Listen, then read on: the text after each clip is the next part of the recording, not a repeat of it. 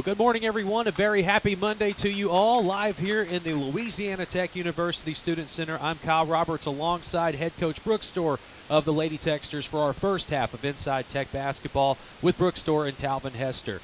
We're going to cover Louisiana Tech, the Lady Techsters, the last couple of games, and then with this being the last coaches show of the year, crazy to say that with still a couple of weeks left to go, but we will preview the upcoming opponents and then kind of give us a little bit of a preview of the conference tournament as we are able to. Coach, I know that this past week we had two incredibly competitive games against two of the top teams in Conference USA. With a Middle Tennessee game on Thursday and then Saturday against Western Kentucky. Coach, would you just open up briefly, talk a little bit about this Blue Raiders game and what you saw from your team on Thursday night? Sure. I thought they had a really good response coming off a tough week on the road, and this group has continued to do that. We haven't gotten a result every time out that we want, and that's part of it. Sometimes competing, sometimes you play really well and it doesn't go your way. Sometimes you don't play well and it doesn't go your way. And sometimes you don't play well and it does go your way. Right. So it can go either way, but I thought our group really locked in and were intent and focused on, doing the things that we needed to do in terms of trying to guard them. They're so good because they're balanced. They can shoot the three. They've got Blakely that's pushing in transition, and then obviously you got the post threat with Boulder Raven inside, who's so tough to defend. And I thought our group was phenomenal defensively. Gave up 12 the first quarter, 9 the second. I thought we really, really defended well. We only gave up 13 in the fourth. The problem was that third quarter. Yeah. We had a couple of missed easy shots that led to some transition for them. They hit a couple of threes. We're playing the percentages. They've got a player that's shooting 15%, and she makes one. Now, granted, we were incorrect in our defensive positioning at that point, but if somebody's got to take a shot, I would rather it be a little bit more contested than what it was. We helped off ball side on a drive, and she hit a corner three in a really big moment in a two-possession game that stretched it a little bit. But I'm really proud of our team. I thought we didn't get out offensively and run as much as we could have in that game, but I thought, their fight was there. I thought they were very focused on getting stops, and I thought they did a really, really good job defensively, holding them to 55, and just needed a few more opportunities to score. And some of that's coming from we missed 35 shots, go get an offensive rebound. Right, and right. I think that's something that, we didn't shoot it all that great. They're the best defensive team numbers-wise in the league, and they try to force you to take tough shots, and that's where this young group has to continue to fight to be disciplined, to take the shots that are best for us, not the ones that they want us to take based off our percentages, just like we do with them. But tough game, but then I thought we really competed hard and, had our chances down the stretch. Coach, this Middle Tennessee team, one of the things that I like to make sure people understand, they've got a 6'7" center from Moscow, Russia, Sure. somewhere overseas in the Idaho. motherland. Right, not Idaho. But she's somebody that usually does what she wants around the basket. She's a pro. Like, She's yes, an experienced pro that's played for 5 years, and she just 5. Yeah, it feels like forever. But she knows how to get position. Right. She works really hard for position, and they're so good at what they do. They're going to run the same stuff over and over and over, and just dare you to beat it. And she's 2 for 2 in the first half. I thought our Avery, Isla, Mel, everybody that rotated through on her, I thought did a great job. Our guards were digging in and out, giving help, showing help, and really, I thought, did a phenomenal job. Aside from that 2-minute stretch, the last 2 minutes of the third quarter, she scored 6 points. She had 4 free throws, the first 2 points of the game for them, off of a defensive rotation. We didn't get a box out. We fouled her on the offensive board. She had 2 field goals, goes 2 for 2 in the first half, and then she makes the 4 shots, or three shots in that last 2-minute stretch of the third quarter, and that's where they made the run. That it was back and forth. We held the lead for a majority of that time, pretty much the whole first half, and then that third quarter until that last 2 minutes where she really asserted herself right there. We got caught out of position on a couple of them, got beaten baseline, didn't get a baseline cut off, and she made a tough shot on another. But I thought overall we did a really good job. They really battled, and it was a collective effort. I love to highlight too, like you said, Isla Airy did a great job in that game against Boulder Raven. That was the one time. For context, Isla is 6'4" from Melbourne, Australia. A wonderful young lady. She's still smaller. Yeah, that's what I was going to say. And like that vantage point, when you see anybody that's taller than Isla Airy, it's very it's very disconcerting Yeah. in a way. But she did a great job too. 5 block shots for us on that one, and then Avery Aaron comes in. Just Who, a different type of player. Yes. Like we tried to mix it up, and Isla with her length and Avery with her physicality, and just moving her feet and trying to really work her over. I thought the two of them really adjusted from the first time we played them in Murfreesboro, and it's usually that first time can be a shock, Sure. especially the two freshmen. But I thought their adjustments and their purpose was a lot greater, and their intensity was much better the second time around, and they defended without fouling. it did feel like their game plan, they wanted to try to take Paris out of this one. Yeah. And, this was, from a stats perspective, an anomaly for Paris Bradley. Just 6 points in that one. Really felt like they were almost willing to give up some other stuff just not to let Paris get really comfortable in that game. Yeah, I mean, they put Gregory on her, and Gregory's their best perimeter defender, and I thought, they tried to slow the ball down, putting Blakely on G, and then their point guard, and then just tried to deny. And that's what they do to everybody. That's who they are. But they obviously were trying to do that. They had Gregory on Rob the first time, and Paris, hurt him in that first game. So I think they were obviously trying to do that. But, I think she got some good looks, but she had to work for all of them, and they were hard to come by, as are any shots against them. You've really got to do a good job of spreading them out and try to get second, third side of the floor where you get some rotation, because they're so good guarding that initial side, that initial action.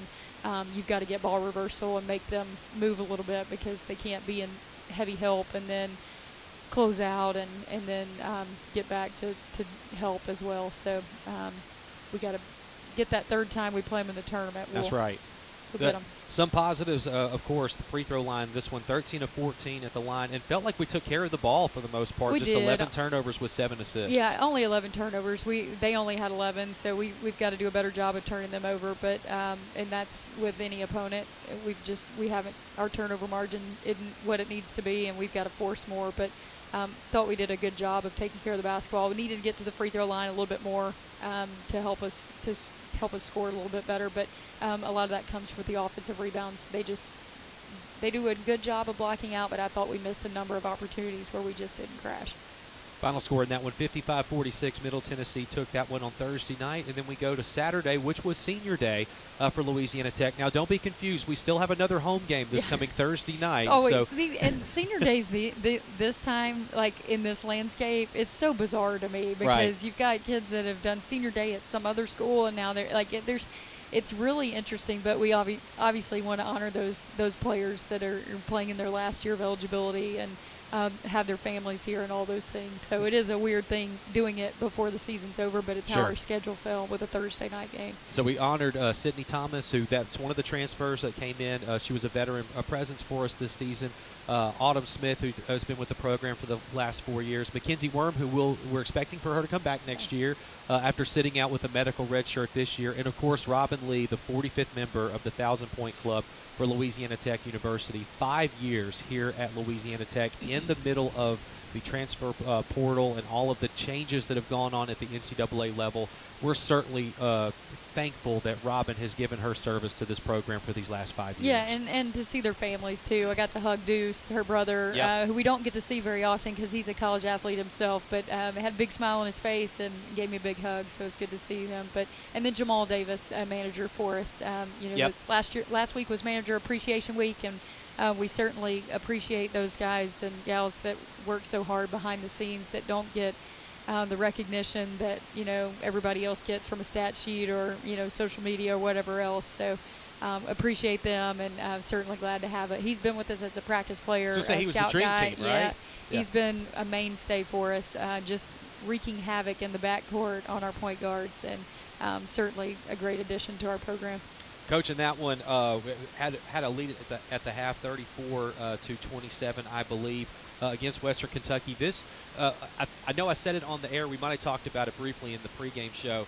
The types of teams, so widely different of a chasm between what Middle Tennessee does and then what Western Kentucky does. And you've got less than 36 hours to prepare your team for a complete mind shift to go out of a very structured, very paced offense of Middle Tennessee into Western Kentucky, who I know this sounds like a negative term. It's not intended to be, but they thrive on chaos. Like, yeah. they like to And make turnovers, they want to transition. create it, Yes. and then they want to force it on you, and then turn that into points.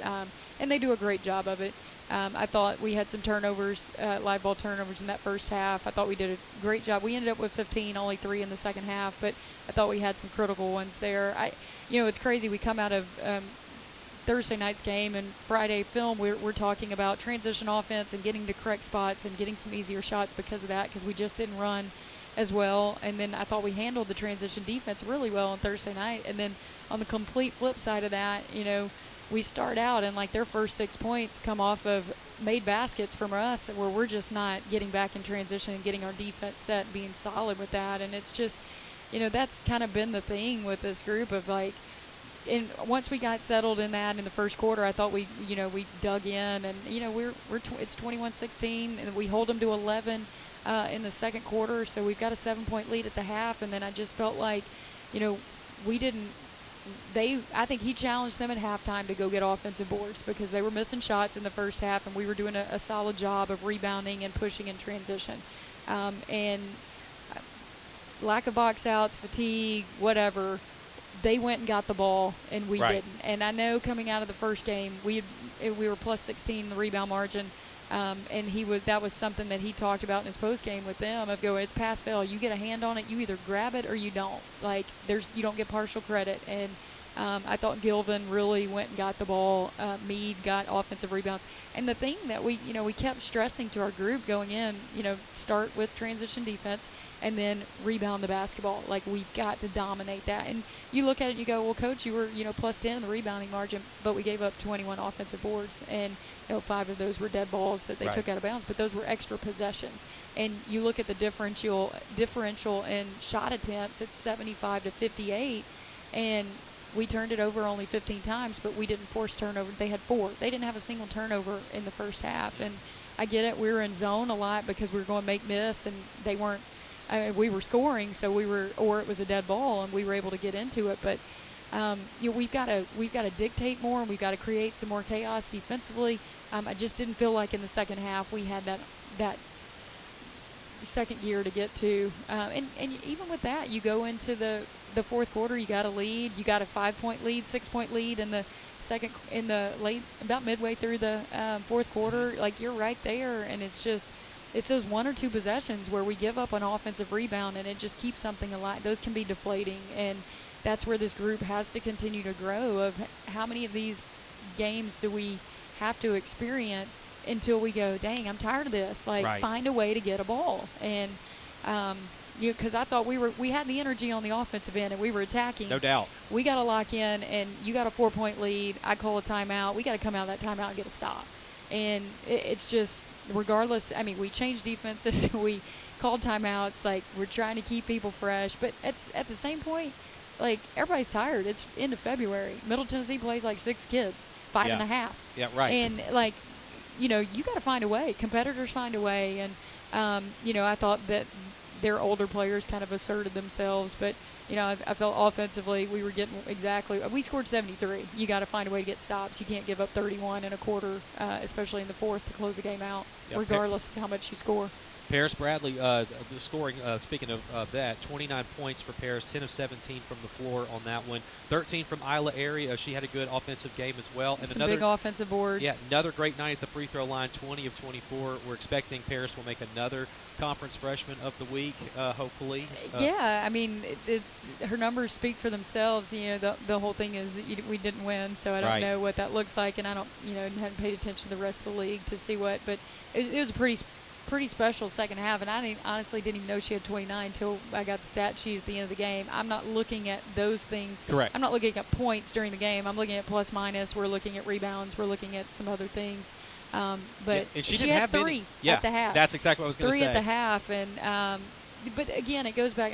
We talked about it on the air after the game of competitive character. Like, she wants to win, and it not that everybody else doesn't want to win either, but like, she gets that look, and it's like, whatever you need me to do. And she said it. She said it after, I think, Liberty, and she's like, I didn't care if it was my bucket or the team's bucket. Like, we just needed to score. And she was trying to find ways to do that. And we felt like we tried to get her in the middle of the floor and let her go to work, and it gave G some flexibility to get to the three-point line where she's been so good, and she hit a couple of threes that were big for us. And that's what we've got to be able to do. We've got to just continue to move people around based off how they're guarding, what they're trying to do to us, and make sure that we give our group the best chance to be successful.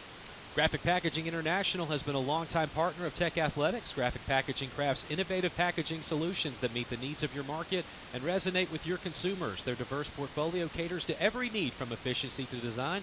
Visit graphicpkg.com to learn more about Graphic Packaging International, official partner of Tech Athletics. When we come back, we'll preview the games that we have remaining. Again, don't be fooled. Senior Day was Saturday. Still got a big home game here Thursday night in the Thomas Assembly Center, and then a couple of road games, and we'll talk briefly about the conference tournament coming up as well. You're listening to Inside Tech Basketball on the La Tech Sports Network from Learfield.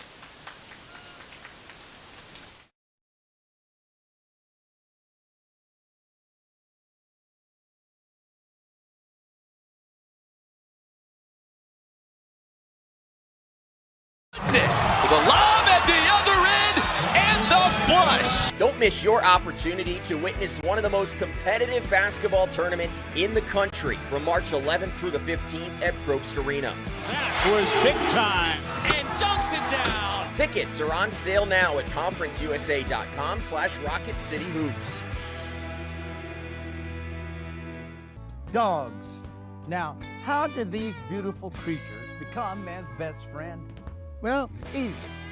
They're funny, entertaining, energetic, determined, right, regal, friendly, and above all else, dogs are loyal.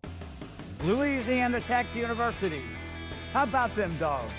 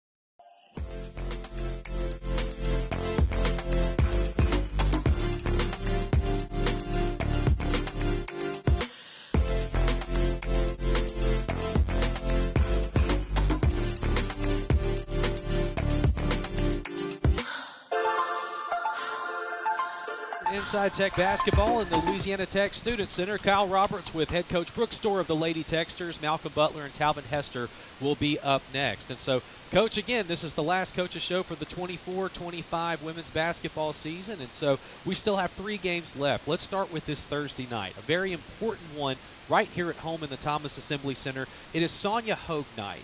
And for those of you that have been under a rock when it comes to women's basketball, Sonia Hogue is practically the matriarch and the godmother of women's basketball with all the things that she did here early at Louisiana Tech University, the support that she got from Dr. F.J. Taylor as well. When you look around and see the popularity of Caitlin Clark in the WNBA, you cannot possibly trace what's going on now and not look back and see the great legacy and mark that Coach Sonia Hogue has left. And so Thursday night, we get the chance to honor her in the Thomas Assembly Center. She is somebody that has just left an indelible mark. And then, of course, right after her was head coach Leon Barmore, who is a Ruston high school product. I love sharing when I can that his wife Rachel taught me in the 5th grade, hit Cypress Springs Elementary right here in Ruston too. And so again, Louisiana Tech, Ruston, Louisiana, the birthplace of women's basketball, and we get the chance to celebrate Sonia on Thursday night. We're certainly happy that she'll be here with us to watch our home finale for this year. Yeah, absolutely. And then she's going to be awarded the Tower Medallion Yes. at the winter commencement on Saturday, and certainly deserving of that. I don't think that there's enough credit can be bestowed upon her and what she did to get this program started, and not just this program, but what she did for women's basketball as a whole, as you stated. And it's something that, she did it her way with her Yep. own flair and just her energy and her passion just for women and opportunities for her women and how she wanted them to be treated and how they traveled and how they dressed and all those things and to why we wore the sleeves, everything. Just so proud that we get to honor her, but just so grateful for what she's done, not just here at Louisiana Tech, but for women's basketball in general. Pretty cool promotion, too, for fans listening. $2 ticket night. So we're going to pretend it's 1974 without all of this inflation and everything Yeah. that's going on. And so that's what it'll cost to get into the Thomas Assembly Center. We'll go back to those mid-'70s prices. I don't know if we can promise the same for the hot dogs and the popcorn Yeah. per se, but that's a really cool deal that we'll be able to honor her with $2 ticket night in the tag. Yeah, and one more time to show up and get loud and, Yes. and show support to this young group. We talk about in this era of college athletics and wanting to keep groups together. I think we've got such a strong young core group that we need to make sure that we're showing that support and getting people in the stands. And I thought we had that on Saturday. It was Yep. great to see everybody out, and we need everybody to show up on Thursday night. I know I think Aubrey has a softball game. We've got, everybody has things, but show up at 6:30 for this group and let's get loud. And it's an important game. Yes. Yes. As far as the standings go, it's an opportunity to take care of home court. We've had 2 home losses. Those 2 last week were our only 2 conference losses at home, and we've been really solid at home. And a big part of that is just our crowd support and the fans to give us that 6th man. And so an opportunity to do that on Thursday night. It'll be a difficult game. They're physical. I think they're playing really well. They had 2 tough games last week, just like us, of playing Middle and Western, but played them both close. They play everybody close because of how they play. They defend, they rebound, they turn you over, and they rebound the heck out of the ball. And you've got to do a great job. And honestly, we turned the ball over too much there and gave up too many rebounds late. But had a 9-point lead in the 4th quarter. That's right. Couldn't hang on to it. Had multiple. We got off to a great start. I think like 15-2. But it's just being able to. You've got to handle sustain runs and you got to handle their runs. And it'll be a physical, tough game on Thursday. We've got to be ready to go. I do appreciate the fact that I know you do too. We're playing on Thursday. This is our travel opponent, which means Saturday we don't have a game. Yeah, and being at home, it's Saturdays with graduation. It gets a little difficult, and we talked to them, and we both agreed to play on Thursday night. It gives us a little bit more time, on the following week as we can get our legs under us and recover because we go to New Mexico State and UTEP. So kind of looking at that schedule, trying to make sure it just fit and it felt like the right thing to do for our group. Cosign is the radio guy. There we go. Yeah, very There we happy go. to be having a Thursday night than having Saturday. But Coach, like you said, very important game. We're getting into the kind of the crystallization of the conference standings, which is going to be what the seeds are heading into postseason play.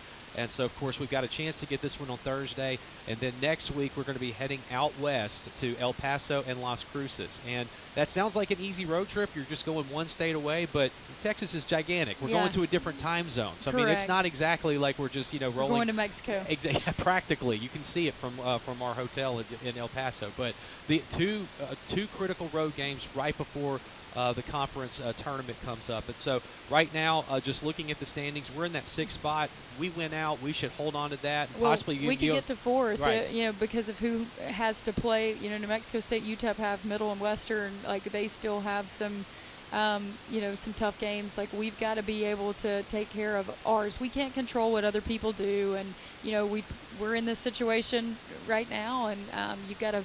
And our approach too is like, hey, after that 3rd week of the regular season where we lost a few games, like, we were 4-2 coming out of that. Like, winning the regular season was probably out of the picture at that point, and it is show up, get better, position yourselves in the standings to be in that top group, and then go be playing your best basketball at the most important time. Right. We're coming off 2 tough weeks. How do you respond? Everything that you want is still in front of you. When we get to Huntsville, everybody's 0-0, but we need to take care of ourselves here this week, and that's what we control. And that starts with how we go and show up at practice today, and what we do, how we take care of our bodies after a couple of, everybody's tired, everybody's fatigued at this point. How can you focus and do the simple little things better? Because that consistency, right now in those areas, it's what's costing us games. And we've got to continue to address it. We'll continue to teach from it. We'll continue to correct it. And we're going to show up on Thursday night, be ready to go. I have no doubt that tip will be at 6:30 p.m. in the Thomas Assembly Center against Sam Houston. Then next week we head out to New Mexico State first on Thursday, and then we'll wrap up the season at UTEP on that following Saturday. Like you said, I mean, we're in control of a lot of things right now, and so if we can win these 3 games, it doesn't matter where the other chips fall. We just need to get back in the win column. I have full faith that we're going to be doing that Thursday night. Yeah, and then it's just one at a time, and that's Yep. been your approach all year long. And I think anything beyond that, young people don't really handle well these days. Heck, we as old people don't handle these things. Just focus on the task at hand, and that's been, since this summer when we got them here. It's, focus on your process, focus on your process, focus on your process. And if we're doing those things, you're going to put yourself in a position to have a chance to win. Now it's time to go finish one of those. That's right. We'll be back with Malcolm Butler and Talvin Hester after this. I do want to say thanks again, as always, to head coach Brooks Store. We appreciate it. Enjoy doing this with you again for another full season. Let's It's do been it again. great being right here in the Student Center on the campus of Louisiana Tech University. And while you're here, you can make today epic with a Pepsi. Sip on an ice cold Pepsi while you cheer on the Bulldogs and Texters, especially Thursday night at 6:30 p.m. right. here in the TAC. Pepsi is the official soft drink of Louisiana Tech Athletics. Back with Malcolm Butler and Talvin Hester after this. This is Inside Tech Basketball on the La Tech Sports Network from Learfield.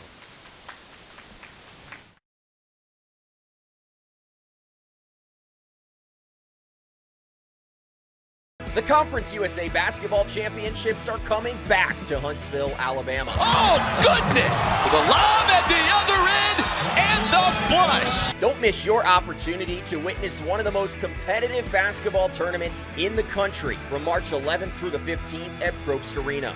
That was big time. And dunks it down. Tickets are on sale now at conferenceusa.com/Rocket City Hoops. Dogs. Now, how did these beautiful creatures become man's best friend? Well, easy.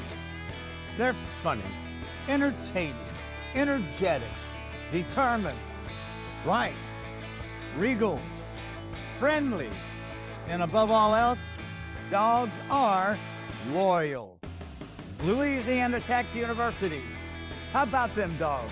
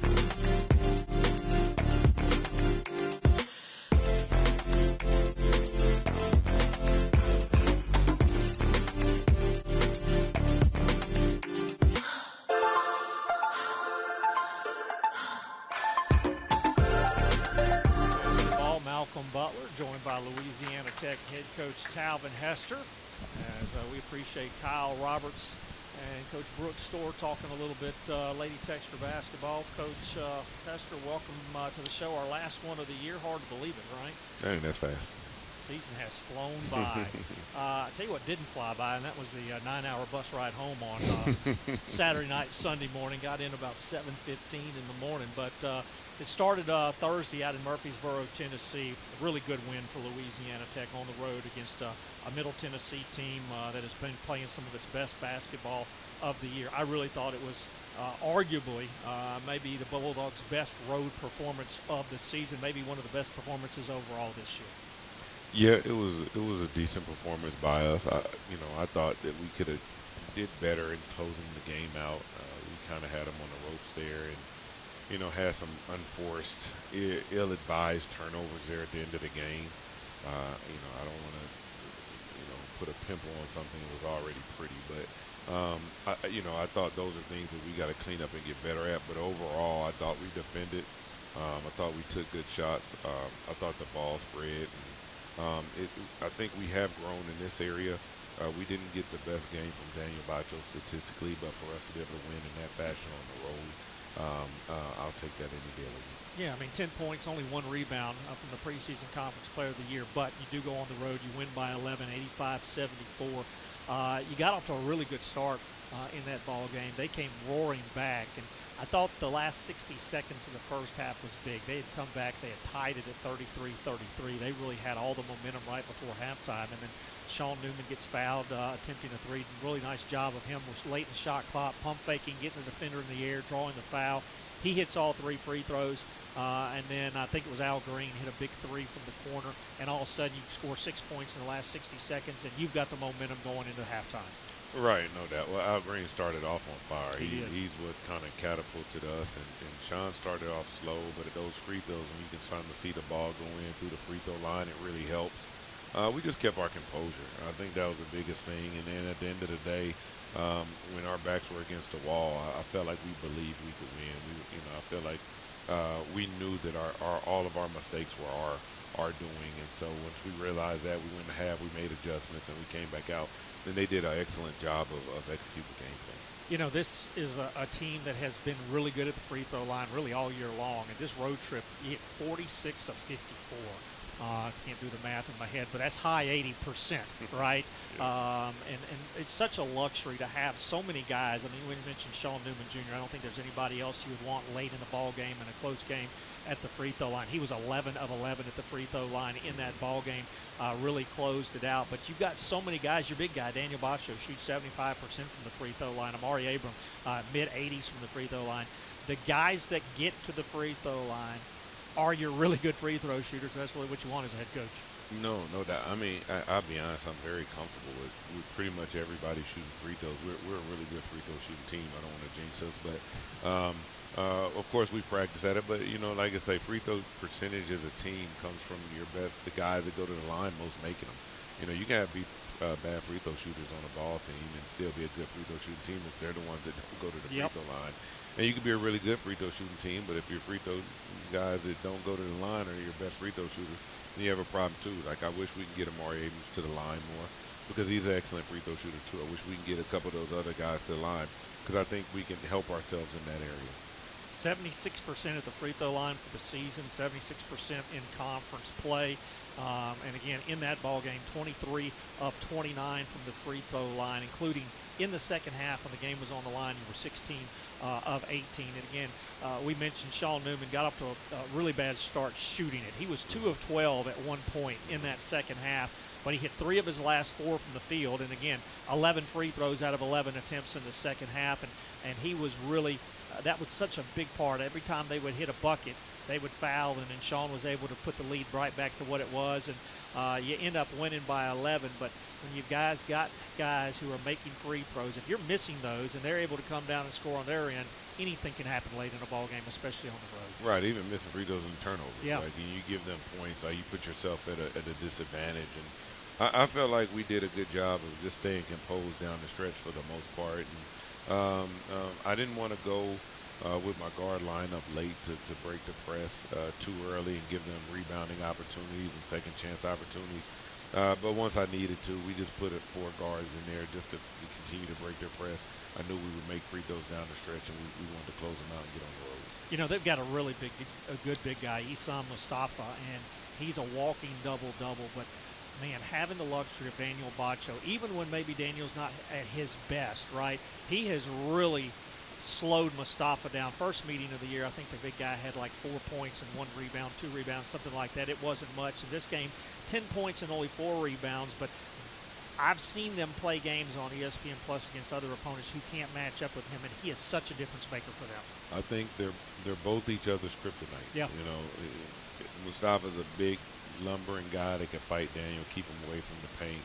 And then Daniel's long and athletic, and Mustafa's not that athletic, so he can alter all of his shots and make things hard on him. And I think it's just a good battle that we have in our league between 2 really, really good big guys. And so it came down to the others, as Shaq used to say, the others, and the others were really good. That was a game where I felt like everybody contributed, from Amari to Al Green to Caden Cooper with 11 rebounds.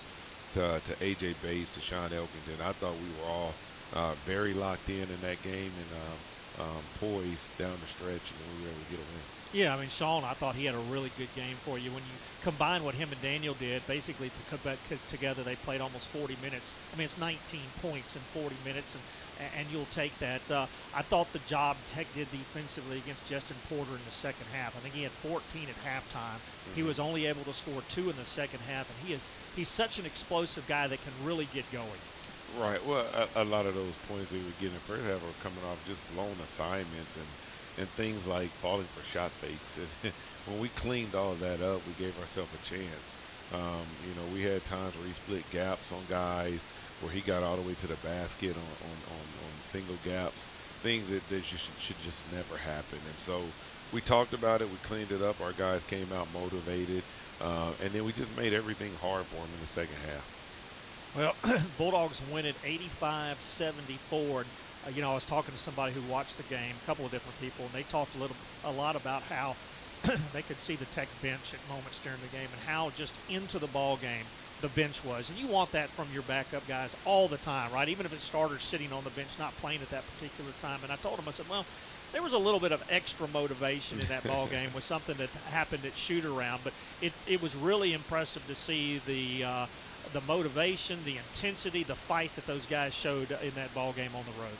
No doubt. I want to give credit to those guys. They've been like that all year. But you're right. There was a little extra that day, and I told our guys if we want to be a great team, we have to have that extra no matter what happens earlier in the day. We got to have the extra because we're blessed to be able to play a basketball game there. We have to have that extra because when you put the Louisiana Tech jersey on, you got to want to represent it in the right way. You got to have that extra because you want to represent for your family and all the people who helped you get here in the right way. And if we can do that, that's when you play championship basketball. You mentioned missed free throws are like turnovers, where you didn't have very many missed free throws in that game. We've already talked about that. You didn't have very many turnovers either. Only 7 turnovers against a pretty good defensive team. The Bulldogs did a good job of taking care of the basketball. No, that was the key going in, and right, and to kind of piggyback off that, we made the game easier for ourselves, and so then we go on the road again the next night, and we're completely the opposite, Right. which we made the game hard, and it kind of came back to bite us. And so, yeah, we have to be able to take care of the ball. We have to be able to limit our turnovers, especially when they're not, forced turnovers. Somebody's forcing us to turn the ball over or made a great play. We just want to be able to take care of the ball, make the right passes, get shots on the basket, a chance to rebound it, and then we'll take our chances playing defense on that end. There's not too many times you go on the road and you play a really good team on their home court and you lead the ball game for 39 minutes. They only led this game for 23 seconds, Middle Tennessee. And you mentioned Al Green. I think first 3 possessions, he had a couple of threes and a 2. He had 8 points, and you're up 8-0 after 3 possessions. It's always so good and such a positive impact when you get off to a good start on the road. Oh, no doubt. Like I said, he has that. He's been that guy a lot of games. It's not just one game he's been that guy. I want to say when we played, I can't remember what home game it was. We were struggling to score. It might have been Western or Middle, and we were struggling to score. He comes off the bench and scores 8 straight. That must be his magic number. And then we kind of get it rolling. It leads us to a victory. We were struggling to score at Memphis earlier this year, and he comes off the bench and he just lights it up. He has 19 in the game. We're in Florida. He had a couple games like that. So he's been that guy all year. For a guy that's coming out of junior college his first year, he's figuring it out. I think that we can help him, push him further, faster in a couple other areas. Then I think he'll be a dynamic player. He had a great game at Memphis earlier this year.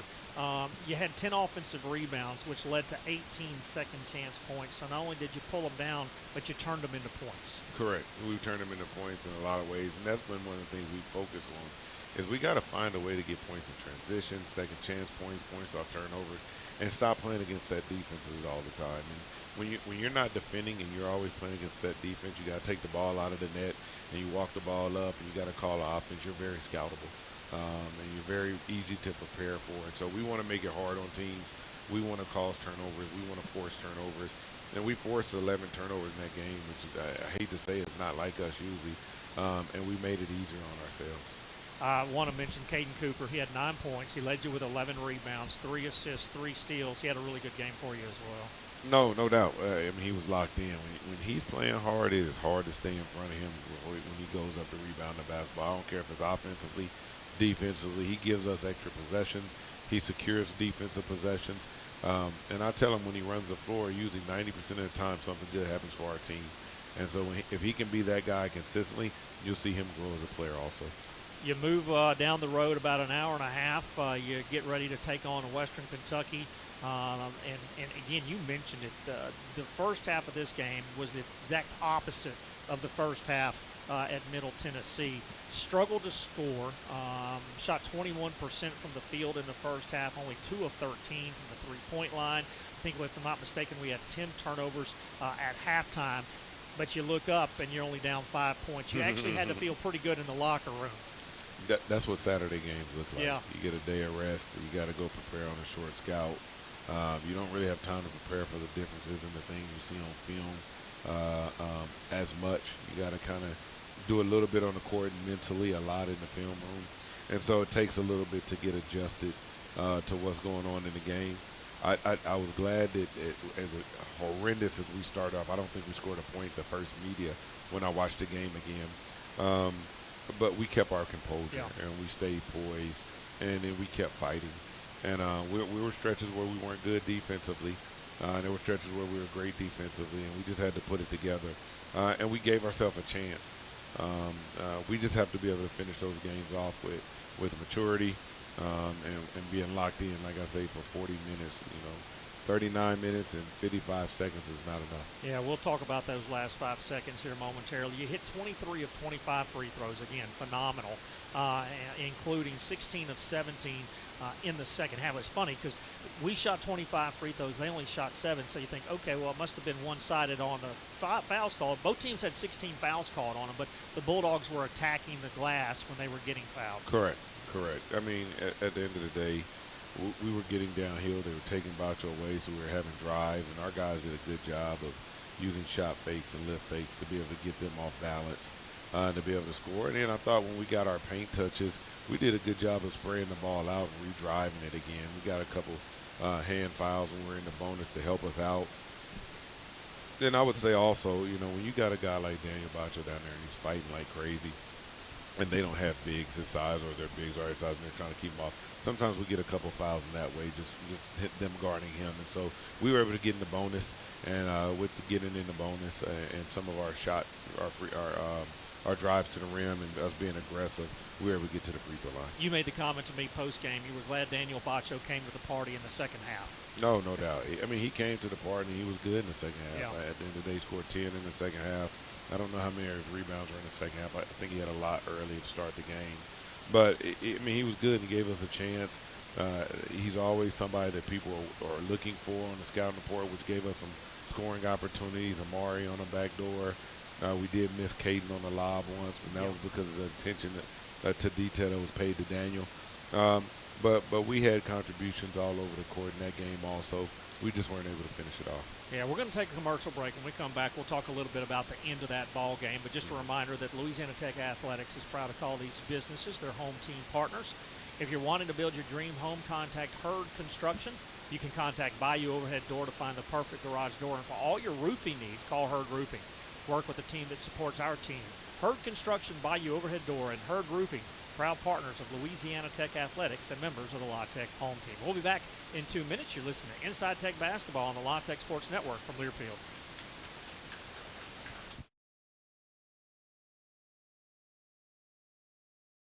The Conference USA Basketball Championships are coming back to Huntsville, Alabama. Oh, goodness! The lob at the other end and the flush. Don't miss your opportunity to witness one of the most competitive basketball tournaments in the country from March 11th through the 15th at Probst Arena.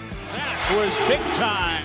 And dunks it down. Tickets are on sale now at conferenceusa.com/Rocket City Hoops. Dogs. Now, how did these beautiful creatures become man's best friend? Well, easy. They're funny, entertaining, energetic, determined, right, regal, friendly, and above all else, dogs are loyal. Louisiana Tech University. How about them dogs?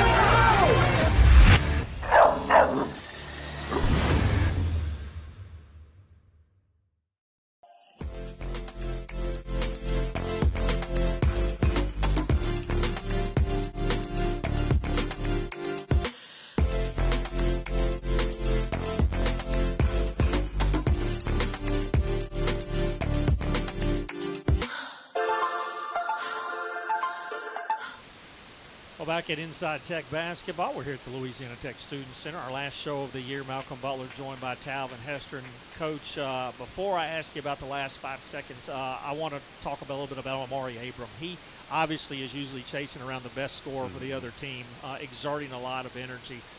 We know he can shoot it, but, man, he hit some big-time shots down the stretch in that second half.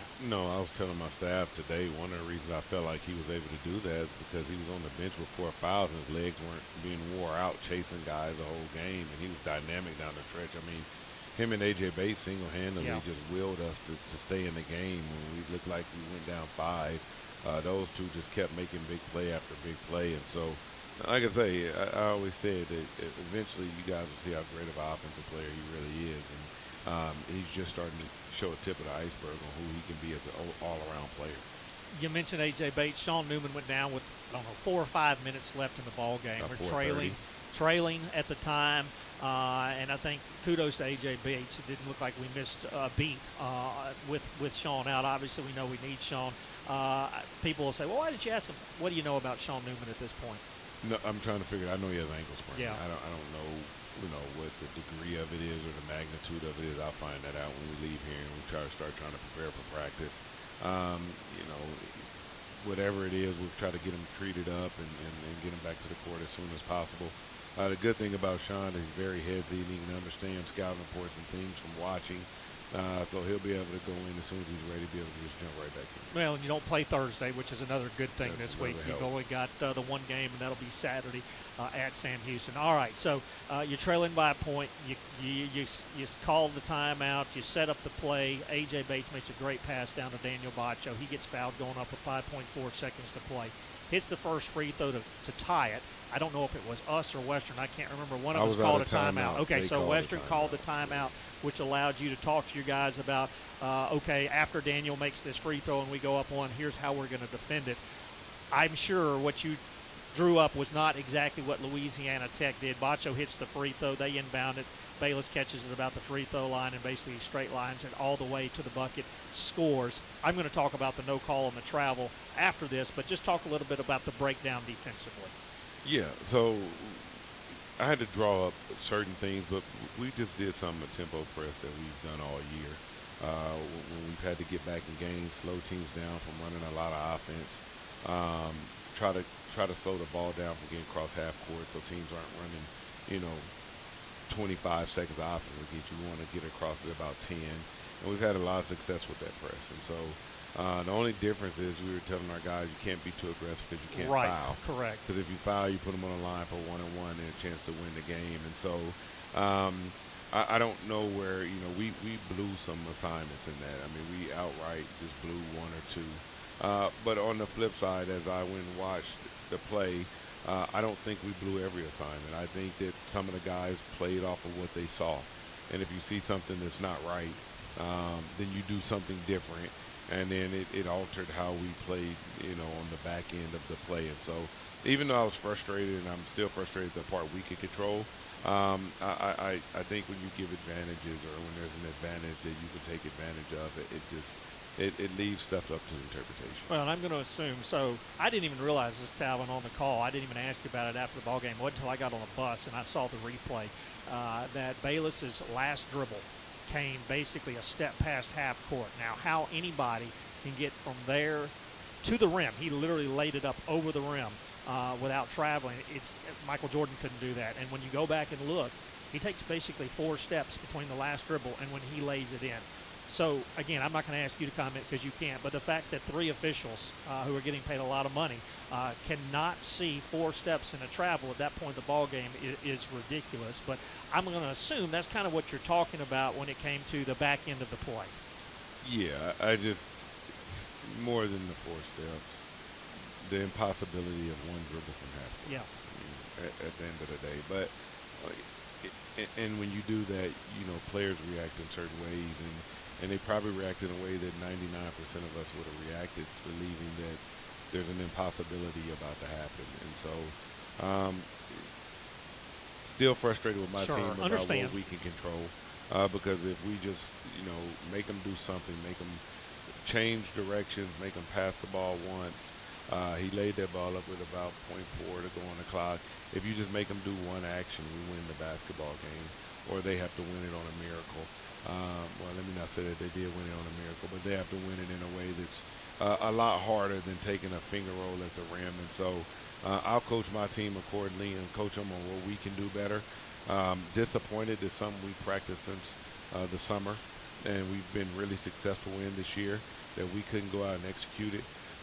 But I will say this too, and I always say this: that's where experience comes in. And when you're younger, and you got your old point guard on the bench, not in the game. You got young guys out there, guys who don't play as much.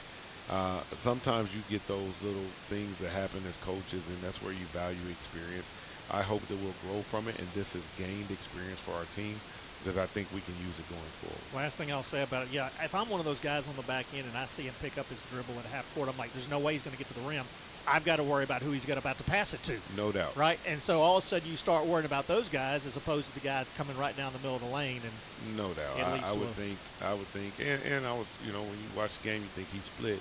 But to be honest, that back row, I felt like A.J. Bates' movement kind of jabbed at him and then jumped in the passing lane, which made him pick up his dribble. So if you told me he was going to take 2 dribbles in the last one where the ball was in front of half court, but his feet were on the half court line, and get to the rim, I would have been like, AJ, that'd be good. Stun at him and stay in the passing lane. But at the end of the day, it is what it is. We can't go back and get it back. That's just part of the game. We'll try to figure out and learn from it. And use it as motivation and mark. No, I know those are those things where you turn it into an assignment secretary, and I'm sure they come back at you, and I know for a fact they told you, yep, should have been a travel. Sorry, but you still got the L in the loss column. It would be like a wife cheating on her husband cheating on her wife and say, baby, I actually did this, I'm sorry. Yeah, still happened, right? Yeah, it still happened. Still happened. What do you do with it? Louisiana Tech 7 and 8. Conference tournament's 2 weeks away. There's still some jumbled mess, and I guess the good news is you still have to play New Mexico State and Kennesaw State on your home. New Mexico State and UTEP on your home floor. So you've got opportunities to move up, and we've kind of talked about, if you do play on that Tuesday, hey, you win 2 games, you get a day off. There's some benefits to it, but obviously at this point I know you want to win these last 3 and finish as high as you can. Just talk a little bit about having this week to prepare for only 1 game and hopefully heal up and maybe work on some things and focus on your team maybe early in the week as opposed to having to worry about a Thursday scout. Yeah, at the end of the day, you just play the schedule that you have. And so at this point, we want to get enough rest to be rested and be healthy. We also want to work on some things that we felt like we can get better at. We still need to be better, rebounding consistently, taking care of the ball consistently. Obviously, last-minute situations, game situations that we'll work on this week, and then preparing for a scout or a team that is probably the hottest team in our league right now at this point. And so I don't think anybody's as hotter than them in Liberty at this point. And so we just have to do those things and just be prepared this whole week, and then get adequate rest too, because rest is a part of preparation. And so once we do that, we'll go and play this game, and once the result comes out, then we'll get ready for the next week. Make your game day epic with Pepsi. Sip on ice-cold Pepsi while you cheer on the Bulldogs and the Lady Techsters this season. Pepsi, the official soft drink of Tech Athletics. We're going to take a commercial break. We'll be back to wrap things up. You're listening to Inside Tech Basketball on the La Tech Sports Network from Learfield.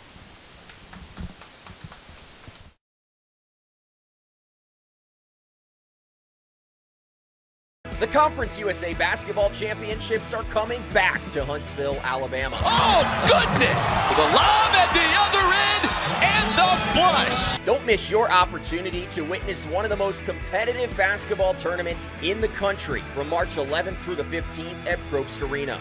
That was big time. And dunks it down. Tickets are on sale now at conferenceusa.com/Rocket City Hoops. Dogs. Now, how did these beautiful creatures become man's best friend? Well, easy. They're funny, entertaining, energetic, determined, right, regal, friendly, and above all else, dogs are loyal. Louisiana Tech University. How about them dogs?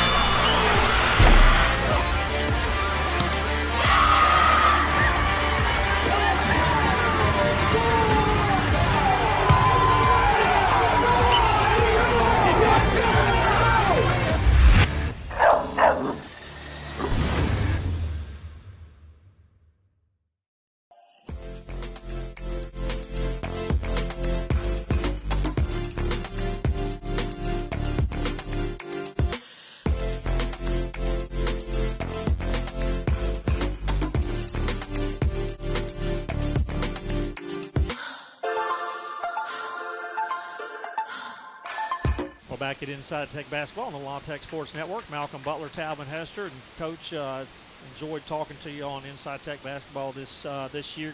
You go to Sam Houston on Saturday. You just mentioned they're one of the hottest teams in the league. Last year's regular season champion. They got off to a really slow start in conference play. I think they were 1-10 at one point. They've won 3 of their last 4. The one loss was 2 points on Saturday at Middle Tennessee. And even their losses, we talked about it when we played them in Ruston, all their losses in conference play were like 1 or 2 possession ball games. They've been in every ball game, and they have maybe, and you may argue with me, I think Lamar Wilkerson may be the toughest player to defend in this league on the perimeter. No, I definitely agree because of his size and his ability to shoot the ball. He shoots it at a very high clip, and then he's big, so if smaller guards get under him at the three-point line, like inside the arc, like he's hard to guard. We have other guards that are hard to guard, but he is especially hard to guard in this league. He gives them a chance to win every night. Plus, he has championship pedigree from winning the championship last year and experience. This team is as dangerous as anybody. I said they're going to play spoiler. I didn't know it probably wouldn't be for a championship, but they're definitely going to displace some people from the top of the league and keep some people at the bottom. So I want to see how this plays out in the next 2 weeks. I don't think you can start preparing for anybody because I don't think our strategic communications specialist and today's engineer Elton Taylor and John Tabor. I want to thank GB and his crew for streaming this as well. Just a reminder, the Bulldogs will be at Sam Houston Saturday. That'll be a 4:30 tip-off from Huntsville. Well, that'll just about do it for our last Inside Tech Basketball. We'll talk to you on Saturday from Huntsville, Texas. For Talvin Hester, I'm Malcolm Butler saying so long, everybody.